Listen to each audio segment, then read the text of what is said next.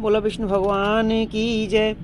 तो मित्रों, आज तक हमने आपको कार्तिक मास महात्म की 35वां अध्याय की कथा क्रम से सुनाई। आगे हम आपको कार्तिक मास का महत्व और उसके उद्यापन विधि सुनाना चाहते हैं और इस कार्तिक मास को अवश्य स्नान, दान, व्रत और कथा अवश्य सुननी चाहिए और इसका उद्यापन भी अवश्य करना चाहिए, तभी यह पूर्ण फल देता है। कार्तिक मास की महत्व की 35 अध्यायों की कथा जो भी व्यक्ति, जो भी सज्जन सुनते हैं या दूसरों को सुनाते हैं, उसे अक्षय फल की प्राप्ति होती है। इस फल का कभी क्षय नहीं होता। हजारों यज्ञों और तपदान के बराबर इसका फल प्राप्त होता है। आप भी सुने, अपने वालों को सुनाएं। कार्तिक मास की महिमा का वर्णन सुख, संपत्ति, यश, पुत्र, पौत्र और धन, सुख, सभी सुखों को देने वाली कथाएं होती हैं। इन्हें हमें अवश्य सुनना चाहिए और कार्तिक मास के महत्व को समझना चाहिए। आइए सुनते हैं कार्तिक मास के उद्यापन की विधि। कार्तिक मास शुक्ल चतुर्थी को प्रातःकाल गंगा, यमुना अथवा किसी नदी आदि में स्नान ध्यान करके तुलसी जी के समीप 4 द्वारों का एक मंडप बनाना चाहिए। फिर पूर्व के द्वार से आरंभ कर क्रम से मृतिका यानी मिट्टी से निर्मित 4 द्वारपालों को स्थापित करें, जिनका नाम इस प्रकार है। पहला शील, दूसरा सुशील, तीसरा जय और चौथा विजय है।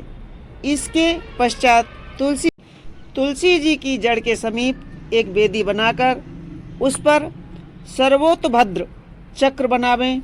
वेदी के पश्चिमी भाग में पूर्व की ओर मुख करके बैठ जाएं।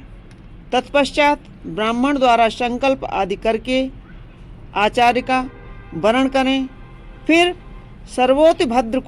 भद्र के ऊपर ब्रह्मा आदि देवताओं का पूजन करके वहां स्थापित तांबे के कलश के ऊपर स्वर्ण की बनी लक्ष्मी और विष्णु भगवान की मूर्ति को स्थापित करके इंद्र विष्णु रीति इस मंत्र से आवाहन करके पुरुषोक्त के मंत्रों द्वारा षोडोपचार पूजन करें और चारों ओर के लोकपाल तथा द्वारपाल आदि को का भी पूजन करें। इसके पश्चात गीत, वाद्य यंत्र, मंगलगान और उत्सव करके रात में जागरण करें।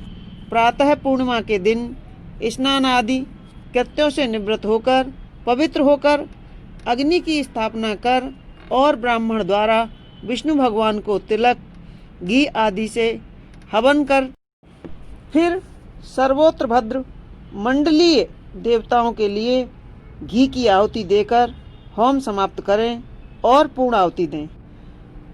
अनंतर सपत्नीक 31 ब्राह्मणों को आमंत्रित करा। उनका व आचार्य का यथाशक्ति वस्त्र, अलंकार आदि दे पूजन करें। यथाशक्ति भोजन करावें और प्रार्थना करें कि आप लोगों के प्रसाद से मेरा कल्याण हो। कार्तिक के इस व्रत व उद्यापन से कुल के 7 जन्मों के पाप नष्ट हो जाते हैं और सुख, संतति और सौभाग्य आदि सभी मनोरथ सिद्ध होते हैं। मित्रों, यह मैंने जो कार्तिक मास महत्व की आपको कथाएं सुनाई हैं, इन कथाओं में मेरे द्वारा जो भी गलतियां हुई हों उसके लिए मैं क्षमा प्रार्थी हूँ। भगवान श्री विष्णु जी आप सभी श्रोताओं की सभी मनोकामना पूर्ण करें। बोलो विष्णु भगवान की जय।